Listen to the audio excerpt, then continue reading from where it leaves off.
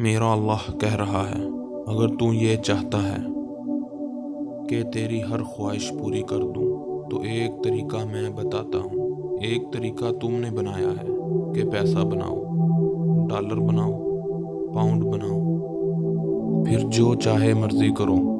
جب تک تم پیسہ کما کے فارغ ہوتے ہو تمہاری زندگی ختم ہو چکی ہوتی ہے، شام ہو چکی ہوتی ہے۔ 40 سال کے بعد تمہارے ہاتھ میں پیسہ آتا ہے، پیچھے کتنی زندگی بچی؟ عصر تو ہو گئی، پیچھے دن کتنے باقی ہیں جس سے تم کہنا چاہتے ہو ہم جو چاہیں مرضی کریں؟ تو ایک طریقہ میرا اللہ بتا رہا ہے، میرے بندے اس دنیا میں جو میں کہوں وہ کرتا جا، لوگوں کو نہ دیکھنا۔ لوگ تمہیں پاگل کہیں گے، نبیوں کو پاگل کہا گیا، میرے نبی صلی اللہ علیہ وآلہ وسلم کو پاگل کہا گیا، تو اگر تمہیں دیوانہ پاگل کہا گیا تو کون سی بڑی بات ہے؟ لوگوں نے حسین کو نیزوں پر چڑھا دیا، یزید کو تخت پر بٹھا دیا۔ انسانیت کا کیا معیار ہے؟ معیار تو وہ ہے جو میرا اللہ قائم کرے۔ اگر تم نے اللہ کو پا لیا تو موج کرو، تو وہ کرتا جا جو میں کہتا ہوں، وہ نہ کر جو بازاروں میں ہوتا ہے، جو پاکستان میں ہو رہا ہے، جو انڈیا میں ہو رہا ہے، جو امریکہ میں ہو رہا ہے۔ وہ کر جو تیرا اللہ کہتا ہے اور پھر اس پر قائم رہ۔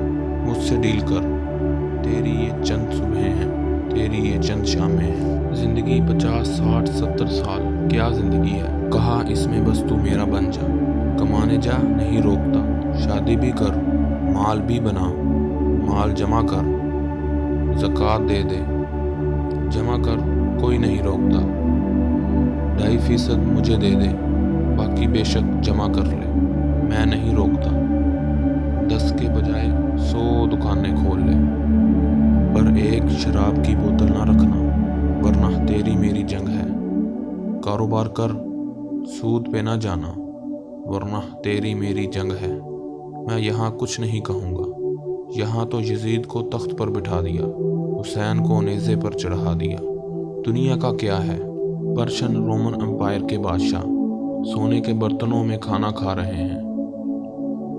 دنیا کی سب سے بڑی ہستی محمد مصطفیٰ صلی اللہ علیہ وآلہ وسلم، ایک صحابی آتے ہیں، یا رسول اللہ صلی اللہ علیہ وآلہ وسلم، آپ یہ دیکھیں نا، میں نے یہ پتھر باندھا ہوا ہے اپنے پیٹ پر بھوک کی وجہ سے۔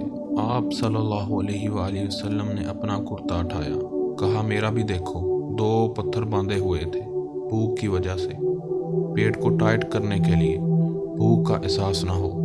فرمان الہی ہے، اور جب ہم انسان کو اپنا انعام کرتے ہیں تو وہ منہ پھیر لیتا ہے اور کنارہ کش ہو جاتا ہے، اور جب اسے مصیبت پڑتی ہے تو بڑی لمبی چوڑی دعائیں کرنے والا بن جاتا ہے۔ فرمان الہی ہے، اور میں نے جن اور انسان کو بنایا ہے تو صرف اپنی بندگی کے لیے۔ میرے بھائیوں، رزق کی فکر نہ کرو، یہ اللہ کے ذمے ہے۔ اللہ کو راضی کر لو، اللہ کو راضی کر لو۔